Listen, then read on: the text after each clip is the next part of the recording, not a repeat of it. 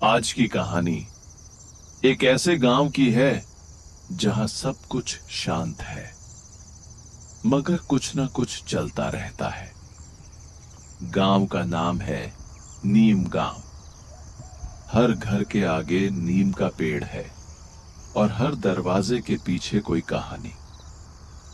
शाम के वक्त जब सूरज ढलता है तो नीम गांव का आसमान भी थोड़ा नारंगी और थोड़ा डरावना हो जाता है। इसी गांव में आज एक नई फैमिली आई है। युग, उसकी छोटी बहन चिनकी, मम्मी और पापा चारों एक पुरानी कार से उतरते हैं, सामान उठाते हैं और उस घर की ओर बढ़ते हैं जो उन्हें किराए पर मिला है। घर 2 मंजिला है, मिट्टी की दीवारें, टपकती छत और लकड़ी की सीढ़ियां। पर ऊपर एक कमरा है जिसमें ताला जड़ा है, जैसे बरसों से किसी ने छुआ ही ना हो। मम्मी, ये ऊपर वाला कमरा बंद क्यों है? चिनकी पूछती है। मम्मी कहती हैं, पुराना है बेटा, किसी को भेजेंगे साफ करवाने। शाम को गांव का माहौल अजीब सा हो जाता है। रास्ते खाली, दुकानों के शटर खुद ब खुद बंद होने लगते हैं। चिनकी खिड़की से बाहर देखती है। एक आदमी सड़क पर खड़ा है, बिल्कुल हिला नहीं, बस देख रहा है। वो पलक झपकाती है, आदमी गायब हो गया। भैया, नीम गांव थोड़ा अजीब नहीं है? चिनकी कहती है। युग हंसता है। तू तो हर नई चीज से डरती है। रात के 1 बजे युग की आंखें खुल जाती हैं। ऊपर से आवाज आ रही है, धीरे धीरे चलने की आवाज, जैसे कोई लकड़ी पर नंगे पांव चल रहा हो। वो सीढ़ियों की ओर देखता है। सब कुछ शांत है, मगर ताले में हल्की सी खटपट होती है।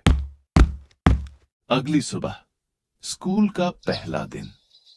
युग को साथ चलती है चिनकी। मैं भी देखूं नीमा गांव के बच्चे कैसे होते हैं। स्कूल एक छोटा सा टूटी बेंचों वाला भवन था। क्लास में एक लड़का बैठा था, गोलू सा, मुस्कुराता हुआ। उसका नाम था बल्लू। बल्लू ने धीरे से कहा, नए हो ना? अच्छा किया सुबह आ गए। यहां तो रात में सब भूल जाते हैं। क्या भूल जाते हैं? युग ने पूछा। बल्लू बस मुस्कुराया। शाम के बाद मत घूमना। लौटते वक्त एक पुराना रास्ता दिखा, जिस पर लिखा था, जंगल मार्ग प्रवेश वर्जित। युग ने देखा, चिनकी उस दिशा में घूर रही थी।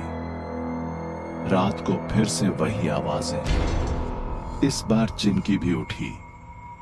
भैया, ये दरवाजा हिल रहा है। सीढ़ियां चढ़ते हैं, टॉर्च जलाते हैं। जैसे ही ताले को छूते हैं, खट, ताला खुद ब खुद खुल जाता है। कमरा धूल से भरा था। दीवार पर बच्चों की तस्वीरें, मगर वो बच्चे अजीब थे। किसी के पास तीर था, किसी के पास झंडा, किसी की आंखें सीधी दर्शक की ओर देख रही थी।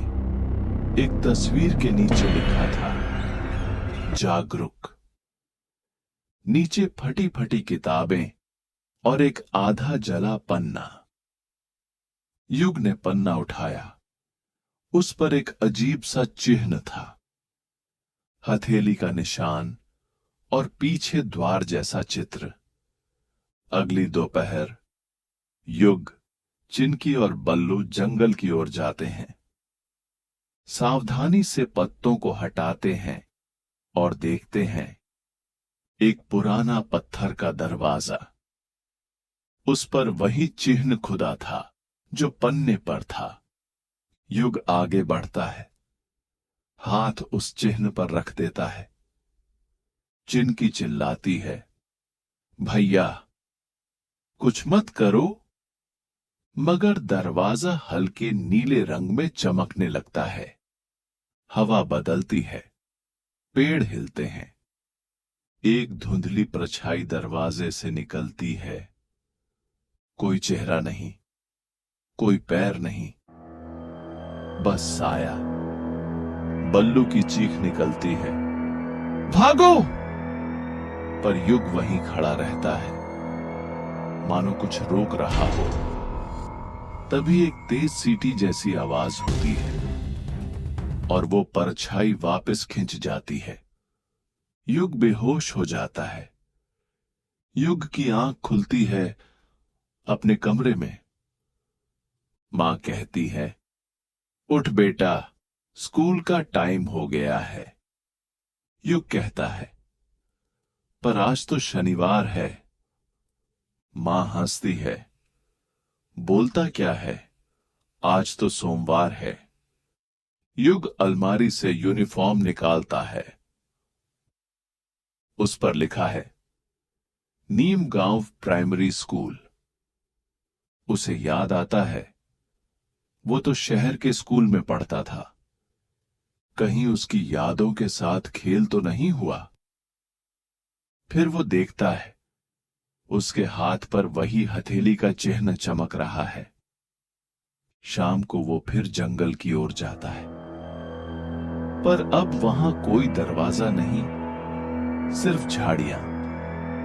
पीछे से आवाज आती है, अब दरवाजा खुल चुका है। दादी अम्मा खड़ी होती हैं, हाथ में लकड़ी की छड़ी, चेहरा सख्त। वो कहती हैं, तेरा नाम अब उस किताब में जुड़ चुका है।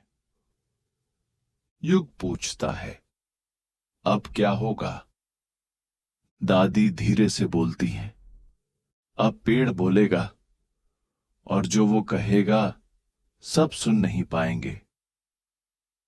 अचानक पास के पीपल के पेड़ से एक शाख नीचे गिरती है। उस शाख पर एक पुरानी स्कूली ड्रेस लटकी होती है, फटी पुरानी, जैसे किसी ने उसे टांग दिया हो। बल्लू घबरा कर कहता है, ये तो हमारे स्कूल की ड्रेस है, मगर किसी की नहीं लगती। चिनकी धीमे से कहती है, कहीं कोई बच्चा जिसे सब भूल गए हों। अगले एपिसोड में जब पेड़ से आएगी आवाज और एक बच्चा सबकी यादों से मिटा दिया जाएगा।